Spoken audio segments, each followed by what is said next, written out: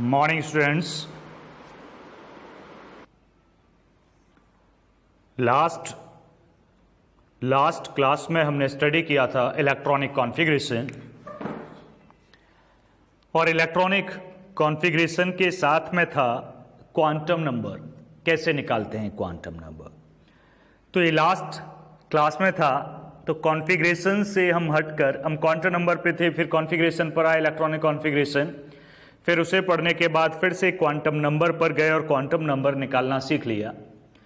अब हम आगे बढ़ रहे हैं, वापस हम इलेक्ट्रॉनिक कॉन्फ़िगरेशन पर आते हैं। ये हेडिंग है एक्सेप्शनल इलेक्ट्रॉनिक कॉन्फ़िगरेशंस। मतलब ऐसे भी कुछ एलिमेंट्स हैं जिनका कॉन्फ़िगरेशन नॉर्मल वे में नहीं होता है, उन्हें हम एक्सेप्शंस में डालते हैं। उसका एक पर्टिकुलर रीज़न भी है कि ये क्यों होते हैं। और एक और चीज़, एग्ज़ाम में सबसे ज़्यादा एक्सेप्शनल ही पूछे जाते हैं। भाई नॉर्मल को कौन पूछना चाहेगा, उसे तो सब कर देंगे।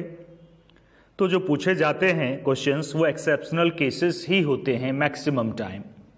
तो समझिएगा, हम लेते हैं पहला एग्जाम्पल, क्रोमियम एटॉमिक नंबर 24। हमने लिखा क्रोमियम एटॉमिक नंबर 24। कॉन्फ़िगरेशन करते हैं अफबाउ रूल के हिसाब से। 1s में जाएगा पहला 1s2, फिर 2s। ये तो आती होगी पूरी सीरीज अफबाउ रूल, नहीं तो पढ़ लेना एक बार जो फर्स्ट टाइम अगर देख रहा हो कोई video. 2p6, 3s2, 3p6, 4s2। 10 यहाँ 10 यहाँ 20 हो गए, और 4s2 के बाद 4 ही तो बचे, 3d4। डी में 5 ऑर्बिटल हैं, ये 3D मैंने बनाया। 1 2 3 4 5 ऑर्बिटल्स। D4 है, 1 electron here, second, third and fourth. Generally एक बात बोली जाती है, हाफ फिल्ड और फुली फिल्ड ऑर्बिटल्स सब सेल के अंदर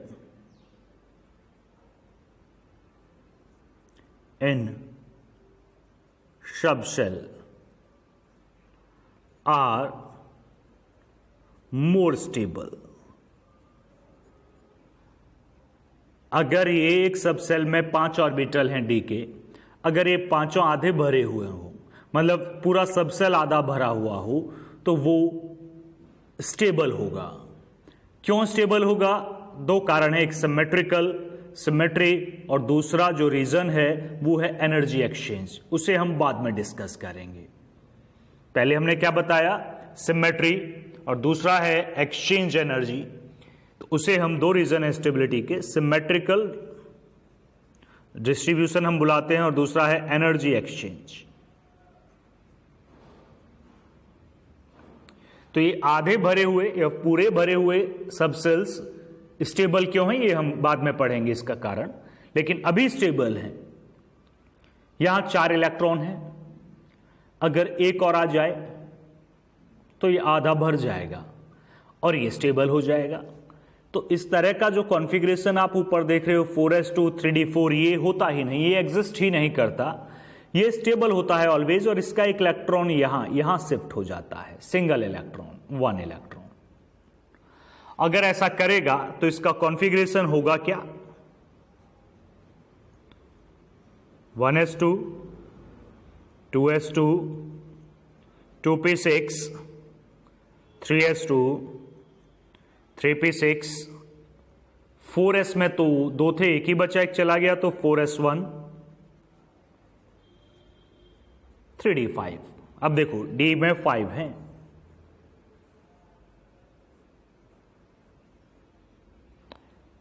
एक यहां इलेक्ट्रॉन, एक यहां, एक यहां, एक यहां, एक यहां। अब ये हाफ फील्ड है,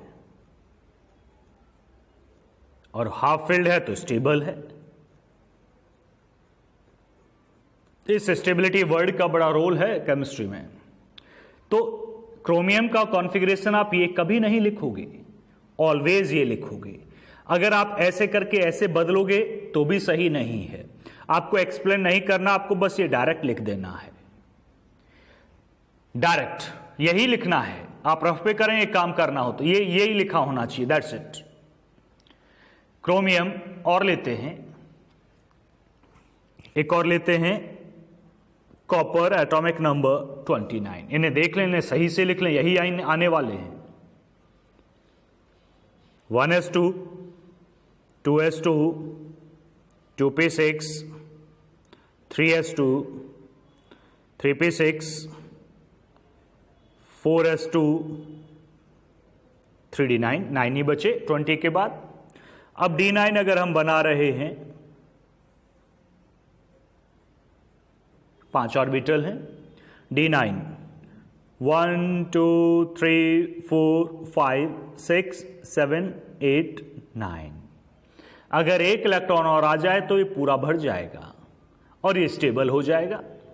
अब एक इलेक्ट्रॉन कहां से आए? सिमिलर प्रोसेस कहां से आएगा जी? 4s से। तो ये कॉन्फ़िगरेशन भी मैंने गलत लिखा, एक्यूरेट है कॉपर का।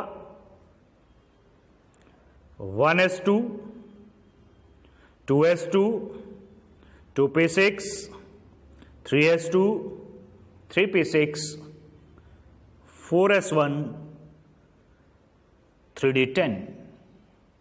अब फुलफिल है।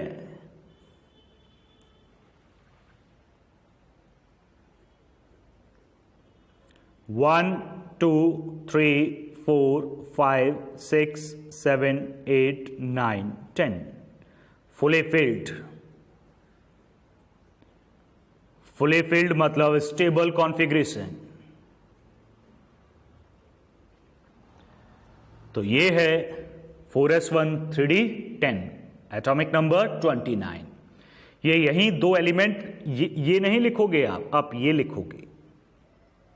इसी तरह ये लिखोगे, ऊपर वाला नहीं लिखोगे। तो एक्सेप्शनल ये दो केस नहीं है, बहुत सारे हैं।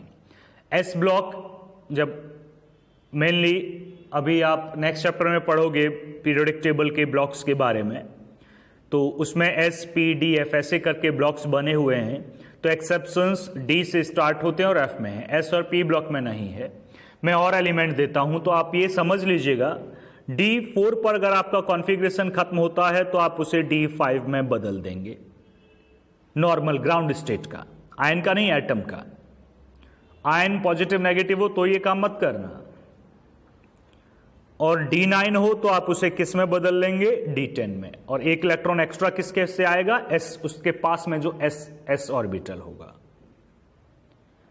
तो ये हमेशा याद रखना है अब आपको, और यही फाइनल लिखना। अगर गलती से लिख देते हैं तो काट दें, ये लिखें आप। और एग्जाम्पल हम देखते हैं, जैसे कि टेबल में क्रोमियम के नीचे होता है मोलिब्डेनम, MO, एटॉमिक नंबर 42। दूसरा है कॉपर के नीचे होता है silver, atomic number 47।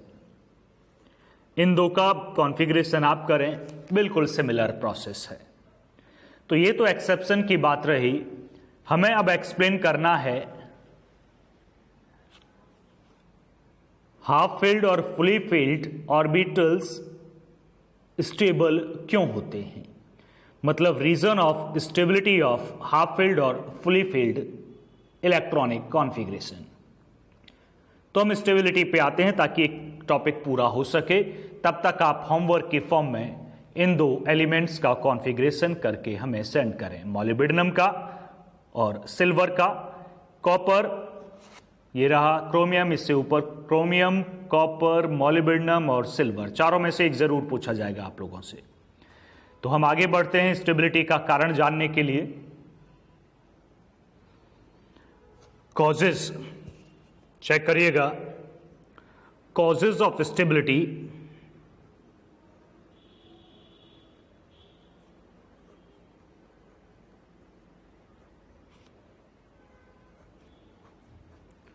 Causes of stability of half filled और फुली फील्ड या फिर completely field electronic configuration.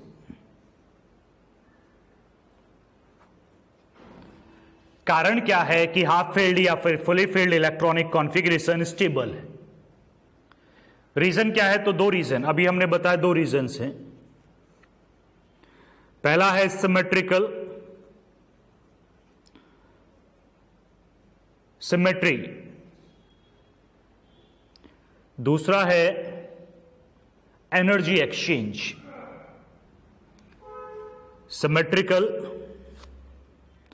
Symmetrical electronic distribution ऐसा बोलना चाहिए, या फिर सिमेट्रिकल डिस्ट्रीब्यूशन, और दूसरा एक्सचेंज एनर्जी। दोनों को समझ लीजिएगा। पहला है सिमेट्रिकल इलेक्ट्रॉनिक डिस्ट्रीब्यूशन,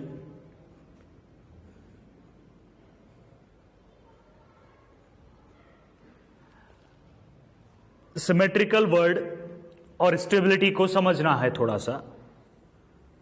स्टेबिलिटी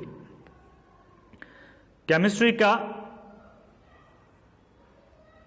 एक रूल है कि जो स्टेबल होगा वो एग्जिस्ट करेगा।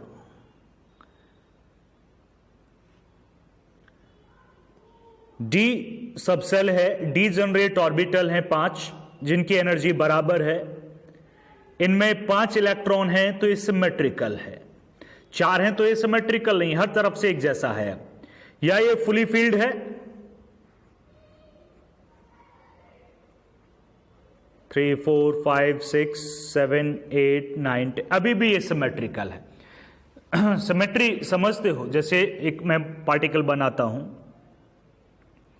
मैंने O बनाया, ठीक, इसे बीच में से एक प्लेन डाल के देखो, इमेजिनरी प्लेन। अगर ये प्लेन इस ऑब्जेक्ट को 2 इक्वल हाफ में डिवाइड करता है, इक्वल हाफ मतलब इतना इक्वल कि इधर वाले की मिरर इमेज हो, इक्वल, एग्जैक्ट इक्वल, ठीक, जैसे मिरर रखा है कि इधर की इमेज इधर आ रही है, तो वो सिमेट्रिकल है। तो O अल्फाबेट सिमेट्रिकल है या सर्कल सिमेट्रिकल है। अगर मैं P बनाऊं तो P सिमेट्रिकल नहीं है, ये सिमेट्रिकल नहीं है, ये सिमेट्रिकल है।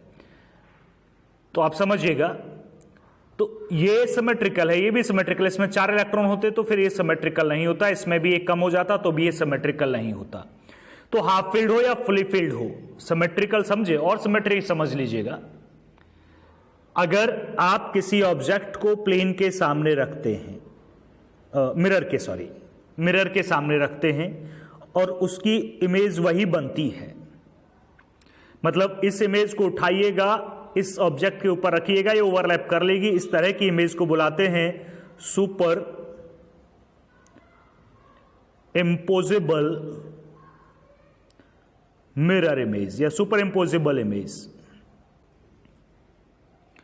अगर आप P की इमेज बनाएंगे तो ऐसी दिखेगी। अब आप इसे इसके उठा के ऊपर रखेंगे तो ओवरलैप नहीं कर पाएगी, तो ये है non super imposable mirror image. तो ये सिमेट्रिकल है, ये असिमेट्रिक है।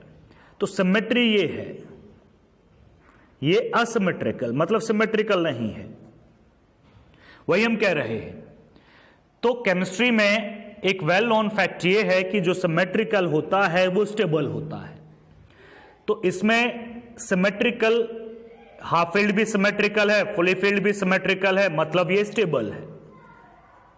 तो हाफ फील्ड और फुली फील्ड ये स्टेबल है सिमेट्री होने की वजह से। लेकिन इससे भी ज्यादा स्ट्रॉन्ग रीजन एक और है हमारे पास, और वो है एक्सचेंज एनर्जी। तो केमिस्ट्री का एक और रूल समझिएगा यहां पर। एक्सचेंज एनर्जी से पहले लोअर एनर्जी स्टेट स्टेबल होती है, that is called the stable state. Lower energy state इसकी एनर्जी कम हो, और higher energy state highly unstable. तो हम केमिस्ट्री अगर पढ़ रहे हैं तो स्टेबिलिटी, जब कम एनर्जी है तो वो स्टेबल है, वो मूव नहीं कर पाएगा, और ज़्यादा एनर्जी है तो मूव करेगा, वो अनस्टेबल है। तो एक्सचेंज एनर्जी में हम देखेंगे कि जो हाफ फील्ड या फुली फील्ड होते हैं उनकी एनर्जी कम होती है, मतलब वो स्टेबल होते हैं। कैसे होते हैं ये एक्सचेंज एनर्जी में पढ़ते हैं, नीचे पढ़ते हैं।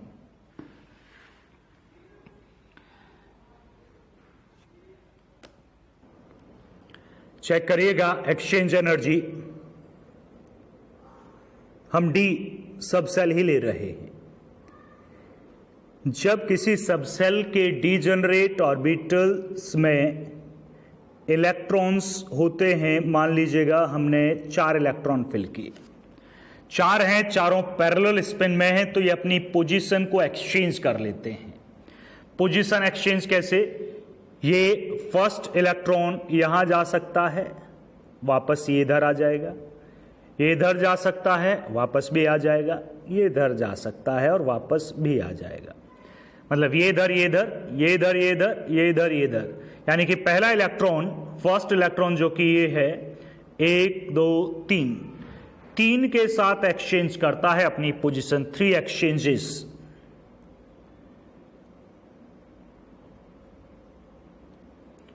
बाय इलेक्ट्रॉन फर्स्ट, 3 एक्सचेंजेस हो किए फर्स्ट ने, ये तो फर्स्ट के बताया, सेकंड भी तो करेगा इसका एक्सचेंज। सेकंड का बताते हैं,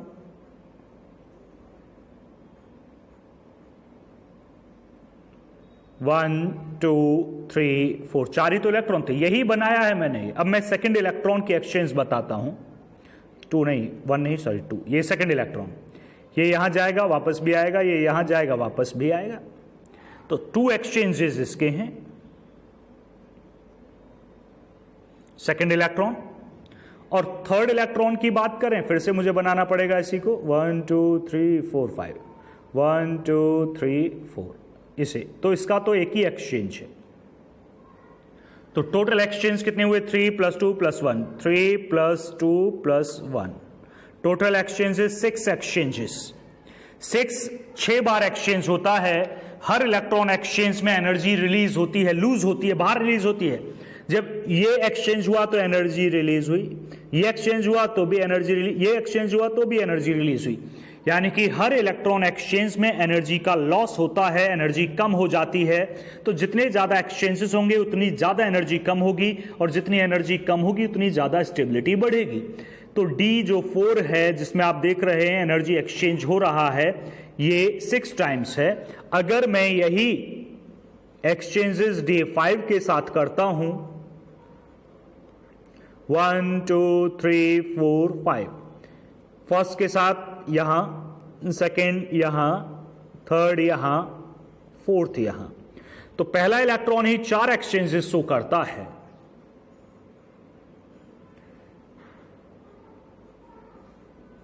सेकेंड का देखते हैं, सेकेंड इलेक्ट्रॉन कितने एक्सचेंजेस शो करता है? 1 2 3 एक्सचेंजेस ये शो करता है। 2 अगला करेगा, 1 अगला करेगा, तो कितना हो जाएगा? 4 3 2 1 7, और ये कितने हो गए? 10 एक्सचेंजेस ये शो करता है। तो जितने ज्यादा एक्सचेंजेस उतनी एनर्जी रिलीज, जितनी एनर्जी रिलीज उतना ज्यादा स्टेबिलिटी। तो D5 ज्यादा स्टेबल है देन D4। तो D5 is more stable than D4 because of exchange energy. तो ये अगर पैरेलल स्पिन है, डीजनरेट ऑर्बिटल्स में है, तो सभी के P के हों, S तो एक ही ऑर्बिटल है, P D F सब में एनर्जी का एक्सचेंज होता है। जितना ज्यादा एक्सचेंज होगा उतनी एनर्जी रिलीज होगी, जितनी एनर्जी रिलीज होगी उतना ही ज्यादा स्टेबिलिटी मिलेगी। अब ये लिखना सीख लीजिएगा, यहां से आपको लिखना नहीं था ये, अब आप लिखना सीखिएगा। चेक करिएगा लिखने का तरीका। हेडिंग डालें पहले, causes of stability of completely, completely मतलब fully filled, completely filled and half filled subshell. पहला कारण है symmetrical distribution of electrons. Symmetry, वही सिमेट्री की जिसकी बात हम कर रहे थे। It is well known fact that, ये इन्वर्टेड कॉमास में लिख के अंडरलाइन कर लेना, सिमेट्री लीड्स टू स्टेबिलिटी।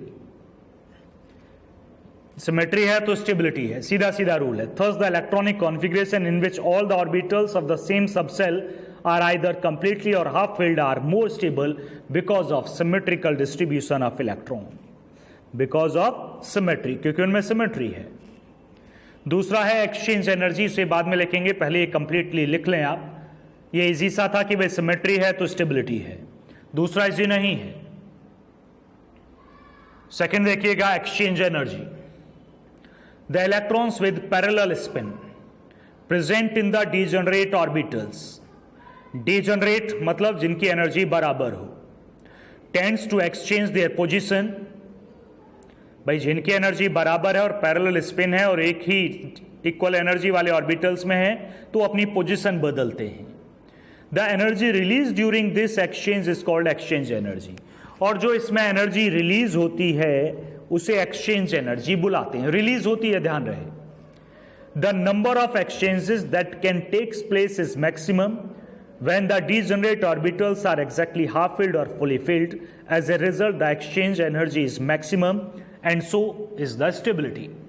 जितने ज्यादा एक्सचेंजेस होंगे उतनी ज्यादा एनर्जी रिलीज होगी, जितनी ज्यादा एनर्जी रिलीज होगी उतना ज्यादा स्टेबिलिटी होगी। हम D4 में पहले वर्क कर रहे हैं, जैसे पहले किया था। D4 first electron, second electron, third electron, fourth electron. ये फर्स्ट इलेक्ट्रॉन है, ये एक्सचेंज इसके साथ, ये एक्सचेंज इसके साथ, ये एक्सचेंज इसके साथ। ये बनाना है आपको, ड्रॉ करना है, तो यहां लिखेंगे 3 exchanges bye electron 1, 3 exchanges bye electron 1। फिर दोबारा बनाना है, सभी इलेक्ट्रॉन्स के दिखाने हैं आपको, बार बार वही बनाना है। D4 1 2 3 4 4 electron. अब सेकंड इलेक्ट्रॉन लेंगे आप, सेकंड ये वाला है, ये वाला, ये थर्ड के साथ एक्सचेंज करेगा, फोर्थ के साथ एक्सचेंज करेगा, दोनों तरफ, इधर भी एरो आए इधर भी एरो आए। तो ये है 2 एक्सचेंजेस बाय इलेक्ट्रॉन 2। फिर से बनाना है, थर्ड का भी दिखाना है।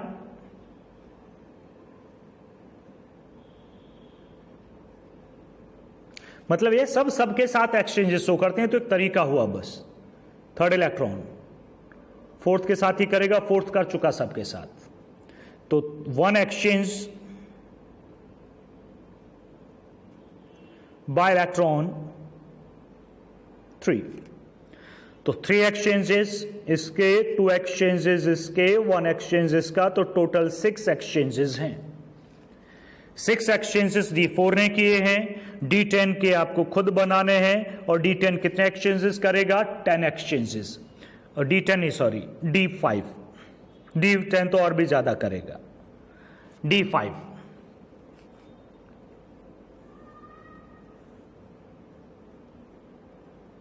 1 2 3 4 5, पहले फर्स्ट का, सेकंड के साथ, थर्ड के साथ, फोर्थ के साथ, और ये फिफ्थ के साथ। तो कितना एक्सचेंज है? 1 2 3 4 एक्सचेंजेस।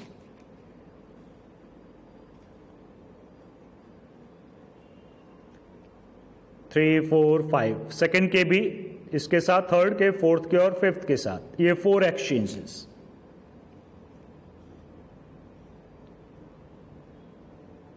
फिर देखते हैं 1 2 3 4 5, ये सेकेंड इलेक्ट्रॉन के थे, अब थर्ड पर आते, थर्ड के, फोर्थ के साथ और फिफ्थ के साथ 2 एक्सचेंजेस, और फोर्थ का एक और होगा तो एक और आ जाएगा।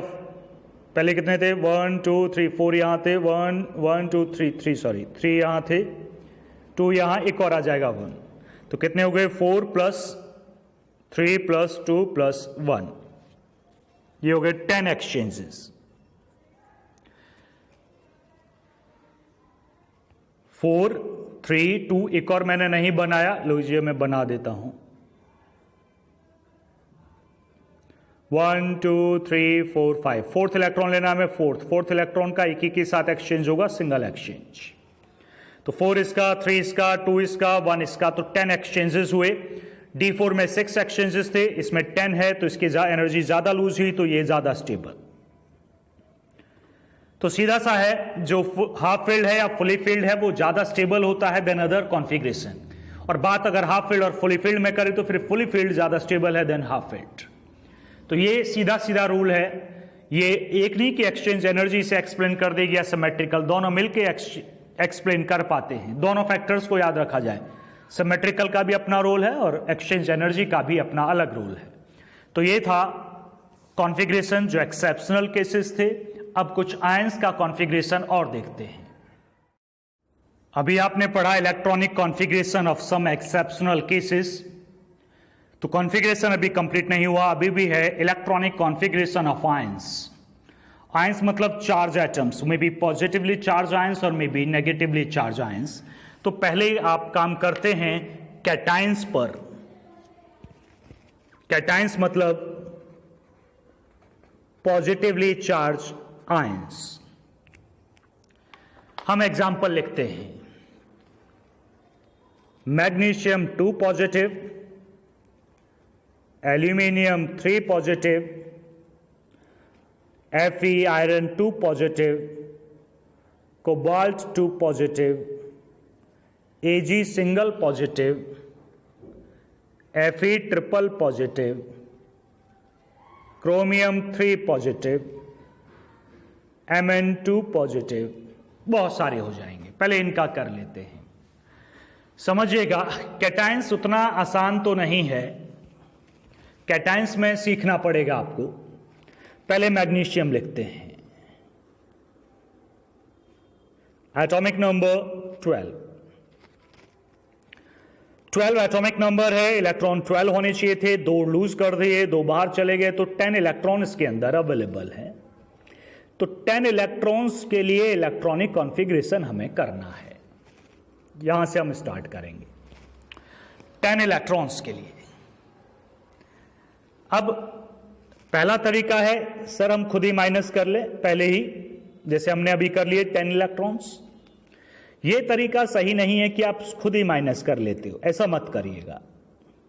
आप पूरे इलेक्ट्रॉन्स का करिएगा और बाद में 2 रिलीज कर दीजिएगा, बाहर निकाल दीजिएगा। कैसे? 12 का लिखें, 1s2, 2s2, 2p6, 3s2, 3p6। कितने हो गए जी? ये तो बहुत आगे निकल गए हम, 10 तो यहीं थे, 10 12 हटाते हैं इसे। 12 था, 2 4 6 10 और 2 12। 12 का लिख लिया। अब सर बाहर निकालना है। जब इलेक्ट्रॉन रिलीज होता है तो हमेशा आउटर मोस्ट शेल से होता है। ये 1 2 2 3 शेल नंबर है, आउटर मोस्ट शेल से रिलीज होता है। जैसे ये है, इलेक्ट्रॉन यहां है तो यहां से बाहर निकलेगा, यहां से नहीं निकलेगा, पहले सबसे लास्ट वाला इलेक्ट्रॉन, एनर्जी वाइज नहीं, शेल वाइज। तो 1 2 2 3 आउटर मोस्ट है सर, यहां से निकलेंगे। कितने इलेक्ट्रॉन निकालने हैं? 2 2 यहां से निकलेंगे सर, 0। हाँ 0 हो गया। यहीं करें या दोबारा कर लें, करेक्शन जैसे भी है। अब क्वेश्चन उठता है, सर अगर हम पहले ही माइनस कर लेते 2 इलेक्ट्रॉन तो 10 का बचता, 1s2 2s2 2p6, 10 का भी यही आता। ये बेटर था, ये बेटर तो था, लेकिन ये सही नहीं होता हर केस में। तो आप पहले माइनस ना करें जैसे हमने किया, बाद में रिमूव किए, बाद में ही करें। मैग्नीशियम आप दोनों तरीके से कर सकते हो, एल्यूमिनियम भी दोनों तरीके से। आयरन में अटक जाओगे। कैसे अटक जाओगे? देखो, Fe double positive, atomic number होता है 26। अगर मैं पहले माइनस कर लेता हूं तो 24 बचे, और मैं 24 का मैं आपको करके ही बताता हूं। मैंने पहले माइनस कर लिए, हालांकि ये तरीका गलत होगा, कॉन्फ़िगरेशन भी गलत आएगा, फिर भी देखिए 1s2 2s2 2p6 3s2 3p6 4s2, 20 complete हुए, 4 और बचे, 4s2 3d4। अब आप एक्सेप्शन लगाओगे, सर से 5 कर दें, लेकिन आयंस में एक्सेप्शन ना लगाएं। एक्सेप्शन के इस एटम के लिए था ऐसा, लेकिन हमने तो पहले ही माइनस कर लिए थे, तो ये सही होना नहीं चाहिए। दूसरा ऑल्टरनेट देखते हैं, ये तरीका गलत है। कैसे गलत है पता चलेगा। दूसरा देखते हैं हम, 26 के 26 का लिखते हैं, 1s2 2s2 2p6 3s2 3p6 4s2 3d6। 26 में तो 4s2 3d6 है। फिर अब हम 2 इलेक्ट्रॉन निकालेंगे। इलेक्ट्रॉन निकलते हैं आउटर मोस्ट सेल से 1 2 2 3 3 4 3। सबसे बड़ा सेल कौन सा है? फोर्थ सेल से इलेक्ट्रॉन निकलेंगे, 3D से नहीं। अगर आपने शुरू में माइनस कर दिए तो जब शुरू में हम माइनस कर लेते हैं तो सबसे ज्यादा एनर्जी वाले से रिलीज होते हैं, और जब हम शुरू में माइनस नहीं करते हैं तो हम अपने आप रिलीज करते हैं कि कहां से होंगे? आउटर मोस्ट सेल से होंगे, और आउटर मोस्ट सेल फोर्थ है, यहां से होंगे। 4s0 3d6 ये सही है और ये गलत है। तो इसीलिए कहा कि आप शुरू में माइनस ना करें कि 2 इलेक्ट्रॉन है तो 2 निकाल दें, आप पूरे 26 का करें। 2 प्लस है तो 2 निकालें। सर 3 प्लस होता तो 2 यहां से निकालते, 1 यहां से निकालते। सर 4 प्लस होता तो 2 यहां से 2 यहां से निकालते, चाहे खत्म हो जाए। उसके बाद यहां है, उसके बाद क्या बचा? थर्ड सेल बचा। ये भी 3 है, ये भी 3 है, ये भी 3 है, तो sp_d जो सबसे बाहर का होगा वहां से इलेक्ट्रॉन निकलेगा, अगर इक्वल सेल्स अवेलेबल है तो, और एक ही इक्वल का तो वही निकलेगा। अगला बढ़ते हैं Cr triple positive, chromium triple positive, atomic number 24, 1s2 2s2 2p6 3s2 3p6। मैं 24 का लिख रहा हूं, 24 एक्सेप्शनल केस में था। 1s2 2s2 2p6 3s2 3p6 4s1 3d5। ये इसका नॉर्मल कॉन्फ़िगरेशन था, एक्सेप्शनल केस ये था। d4 नहीं लिख सकते थे, d5 लिखा जाएगा। अब 3 इलेक्ट्रॉन बाहर निकालने हैं। आउटर मोस्ट सेल 1 2 2 3 3 4 3 4 है, एक इसमें है, इसका बाहर निकल गया। सर ये तो 0 हो गया, हाँ ये खत्म हो गया, ये है ही नहीं है। अब है 3s2 3p6 4d5, 2 इलेक्ट्रॉन और निकालने हैं। सर किससे निकालें? ये तीनों 3 के हैं, तो sp_d जो सबसे बाहर का हो, sp_d_f, f से निकालें, f नहीं है, d से निकालें, d नहीं है, p से निकालें, p नहीं है तो s से निकालें। तो d है, 2 इलेक्ट्रॉन और निकालें, 2 निकाल दोगे क्या बचेगा? 3 है। ये थोड़ी ओवर राइटिंग होगी, इसे फिर से लिख लें, फेयर आउट कर लें, वो अलग बात है, लेकिन करें यही तरीका। तो मैंने कुछ के दिए हैं, मैग्नीशियम का मैंने कर दिया है, और Fe डबल पॉजिटिव का मैंने किया, और क्रोमियम का मैंने किया। बाकी aluminium, cobalt, silver, Fe triple, Mn double positive इनका नहीं किया। एटॉमिक नंबर आप पीरियडिक टेबल से देख लें, इनका भी करें। एक और चीज आती है उसे भी कंप्लीट कर दें, वो है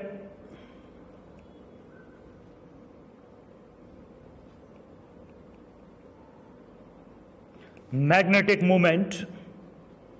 म्यू से डिनोट करते हैं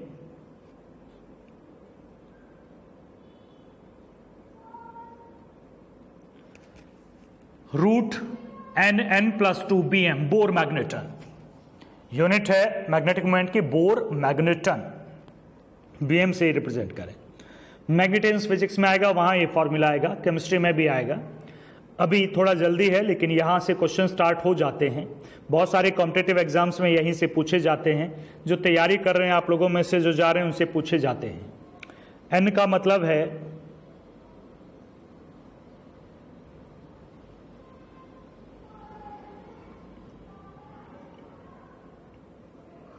नंबर ऑफ अनपेयर्ड इलेक्ट्रॉन्स।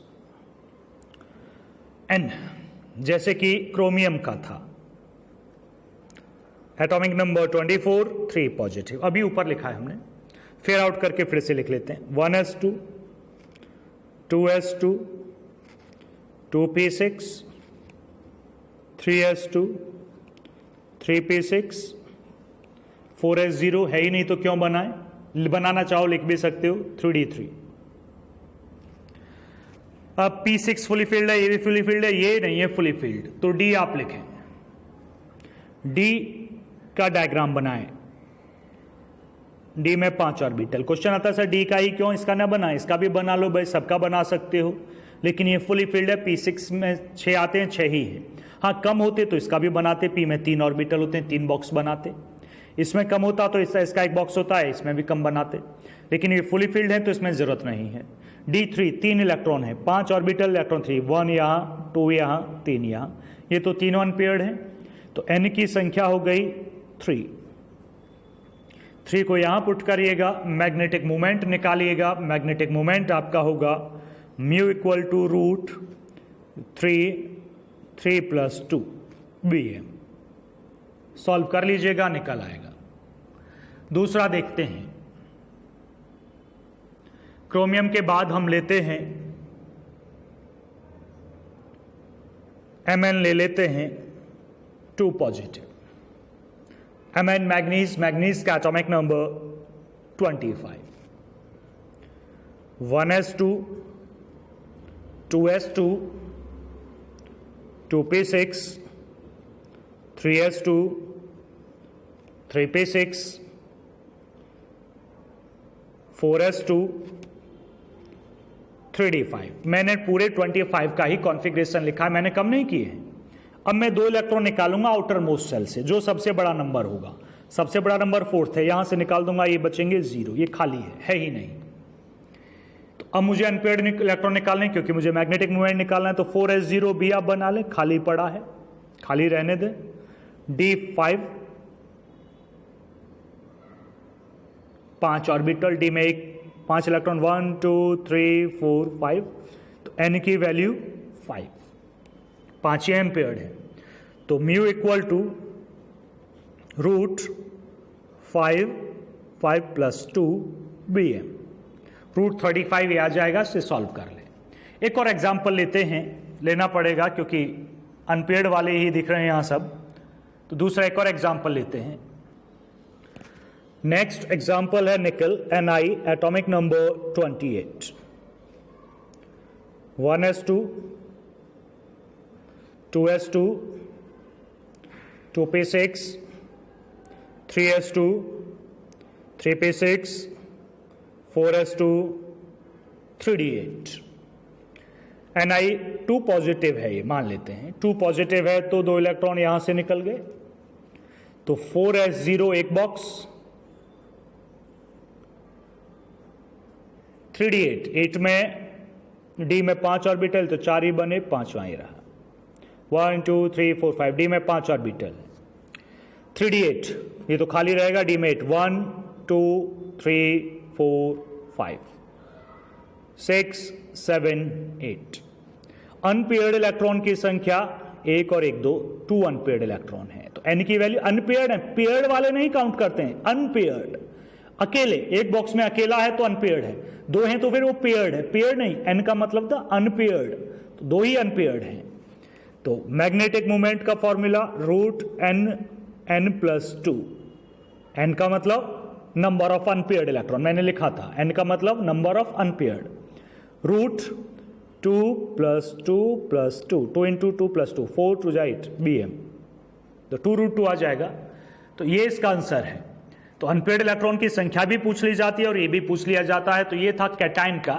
अब बात करते हैं electronic configuration of anion. A9 की बात करते हैं। एनाइंस मतलब नेगेटिवली चार्ज्ड, एनाइंस मतलब नेगेटिवली चार्ज। जैसे ऑक्सीजन 2 नेगेटिव, एटॉमिक नंबर होता है ऑक्सीजन का 8। नेगेटिव के केस में आप जोड़ सकते हैं, 8 इलेक्ट्रॉन थे, 2 बार से आगे 10 के लिए करें, इसमें कोई समस्या नहीं, आप ऐड कर सकते हैं। आगे आप देखें Cl1 एटॉमिक नंबर 17, आप जोड़ लें, 17 ही एक बार से आया सर, 18 इलेक्ट्रॉन, 18 का करें, कोई समस्या नहीं आने वाली है। देखो 1s2, 2s2, 2p6, solve 10 electron, 18 का 1s2, 2s2, 2p6, 3s2, 3p6, normal है।